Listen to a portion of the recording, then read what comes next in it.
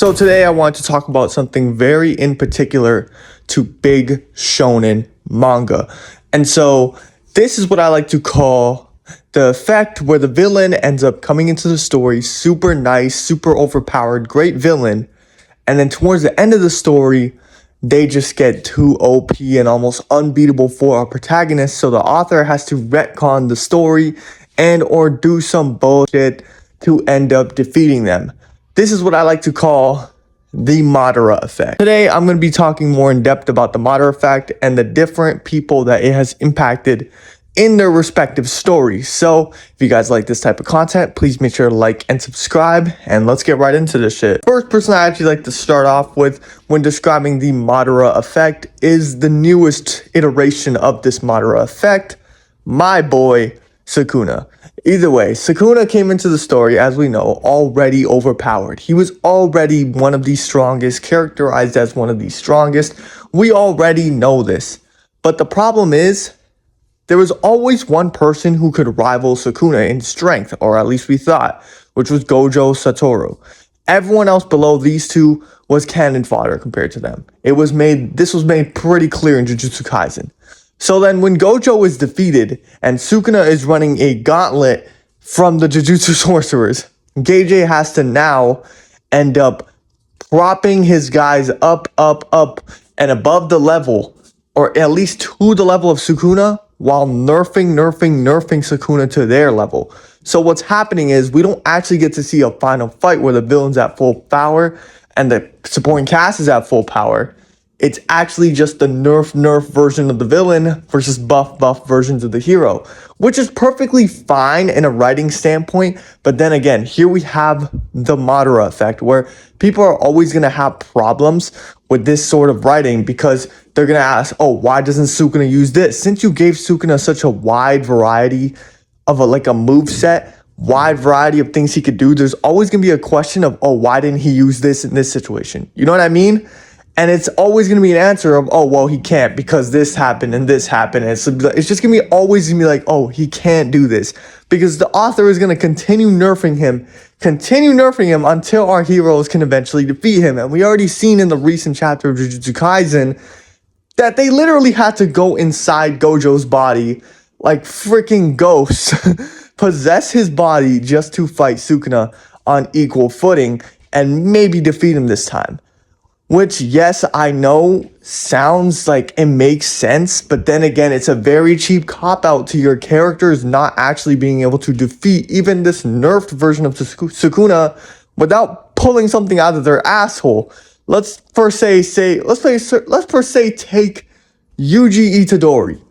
See, Yuji has always been that one character in JJK who, while everyone gets stronger, he just kind of just stays with his left-right regular ass shit. He's like the least main character I've ever seen. I'm not gonna lie. Out of main character moments, Yuji probably has one in the entire series, and that's I'm You. Other than that, Yuji has zero main character moments. I'm not gonna lie to you. But that doesn't say that his character writing is bad or his development is bad. I'm just saying that Geiji hasn't given his main character enough power development compared to the rest of the cast. This dude, Yuji, doesn't even have a domain expansion.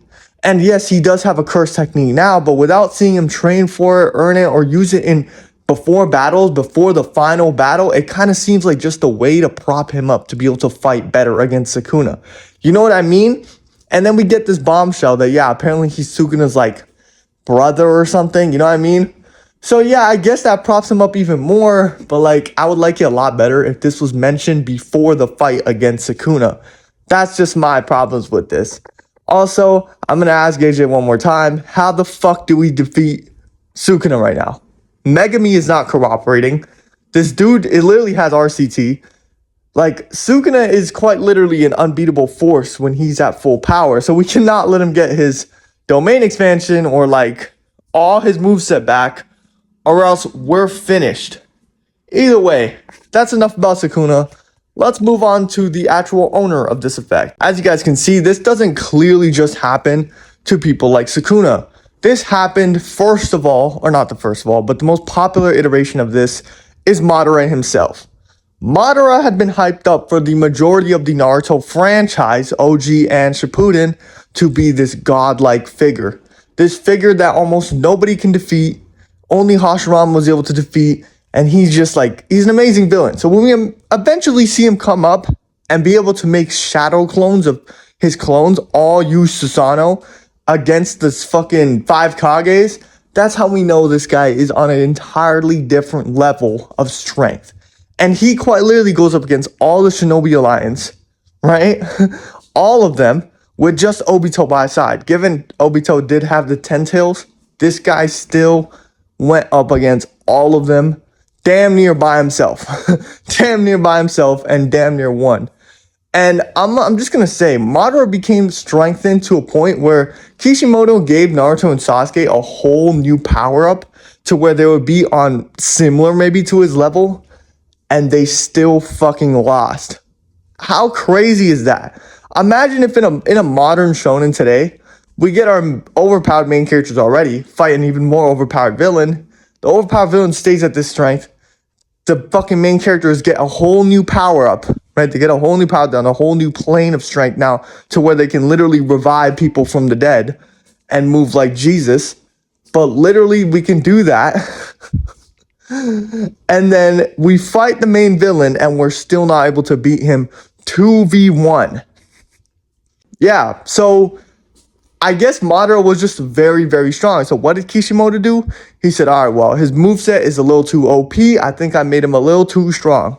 So what I'm going to do next is I'm going to fucking substitute his ass for another villain called Kaguya with a less... She's going to be stronger in like... quote unquote, yeah, stronger, where she could create dimensions and shit. But Kaguya is not going to be as smart as Madara, and Kaguya is not going to have the same versatile moveset that Madara has that allows him to be able to beat these characters, which is going to allow them to beat her. Which basically, Kishimoto ended up subbing out his S-tier villain. Great development, good writing, everything about that. For kind of like a brainless god who just comes in to fight. We know her goal, yes sir. Kaguya, even if you argue that Kaguya has a good motivation and good writing for her character, you cannot deny that Madara's was better. It's almost impossible to deny that Madara is a better character through and through than Kaguya, and that he was supposed to be the last villain in Naruto until Kishimoto realized that he couldn't kill him. Either way, this was probably the worst iteration of the Madara effect until I read this last one. Now, this last one here is from Bleach. You're probably wondering which one from Bleach, because there's actually 2 iterations of this in Bleach. No, I'm going to be talking about the 1,000-Year Blood War final fight part in Bleach. So if you haven't read the 1,000-Year Blood War, click off this video right now. Either way, we're going to be talking about when Ichigo, Uryu, Renji fight Yhwach. Now listen, Yhwach is probably, for the majority of the 1,000-Year Blood War, one of the most menacing villains I've ever seen. He's one of those villains that just pull up on the strongest in the verse and run a gauntlet. Yes, I know Sukuna is doing that right now, but Yhwach is doing that shit against like top tiers. People we thought were one of the strongest over and over. So it's like if Sukuna was fighting Gojo level fighters over and over, you know, like the top of the other side, over and over. Yeah, I know he's fighting the Yutas, you know, Yujis. Those are the top of the other side, but they're not like the Ichibes, Yamamotos, Ichigos, you know, like they're not like those guys respectively in their verse. So what I'm going to say is, bro, this dude Yhwach then goes, defeats Yamamoto, defeats Ichibe, and then gains the power of the Almighty, manhandles our MC, manhandles him. Like I've never seen a manhandling in anime and manga worse than that. Like he quite literally manhandled my boy Ichigo. Manhandled him. Goes and fights Aizen, Ichigo, and Renji and Uryu all in the same final battle. And then he dies to a bow and arrow that damn near comes out of nowhere to just disable his power, his most OP power that Kubo didn't know how to defeat. And then that's it. That's it. Yhwach loses in one attack from Ichigo, cut right through from his Zangetsu. Yes, I know it makes narrative sense, for Zangetsu said, Yeah, only my own sword could defeat me, which is exactly why Zangetsu reverts back to his old original form when it cuts Yhwach, because Yhwach is an older version, or younger version, no, older version of Zangetsu. So, makes narrative sense that Zangetsu was the one who inherently beat quote-unquote Zangetsu. Now, after all that gibberish, we have this whole stick that I do not like about the Bleach ending. I really hope they fix this in Thousand Blood War, because we literally did have a win con against Yhwach. Unlike maybe Madara and unlike Sukuna, we have an actual win con against Yhwach that Yhwach went out of his way to disable before the fight. And that is Ichigo's Bankai. Listen, Kubo, this fight doesn't need to end with some bullshit plot armor. You actually can end this by making sense. This whole time we haven't seen Ichigo use his Bankai. His Bankai could have an ability. It could literally be anything. And Ichigo's whole motivation, his whole motivation is to shatter fate. His whole motivation has been to shatter fate. So when a guy controls fate, fights against him, it's the perfect thing narratively as a final fight for Ichigo to be able to shatter fate with his Bankai. It's perfect. And combine that with the narrative like backing of Yhwach going out of his way to destroy Ichigo's Bankai before it's even used, because he knows that's how much of a threat it is. That's how strong Ichigo's Bankai is. And the fact that we never get to see this is really pissing me off, Kubo. I'm not gonna lie.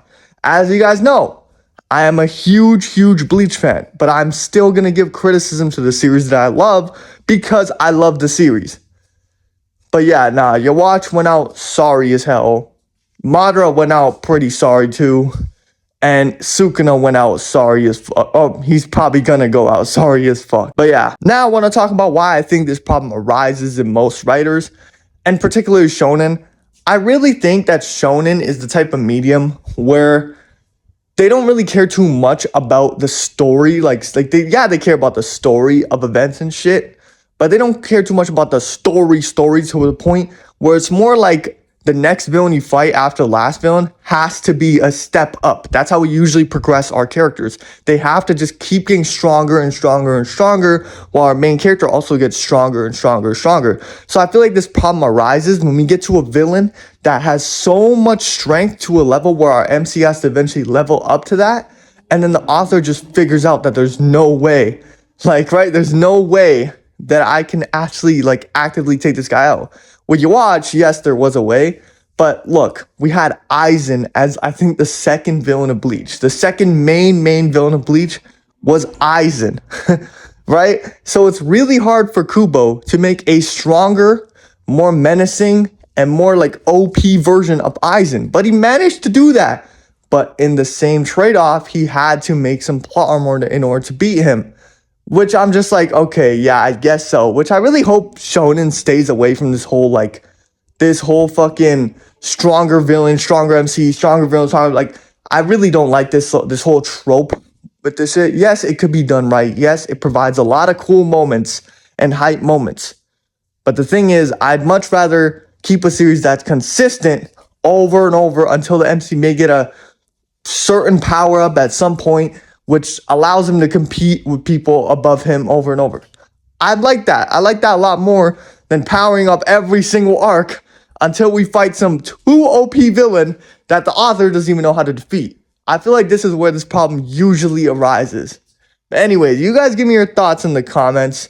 This is this video. Anyways, if you guys like this video, please make sure to like and subscribe. We're going to be posting vids all 2024. So, don't know, guys.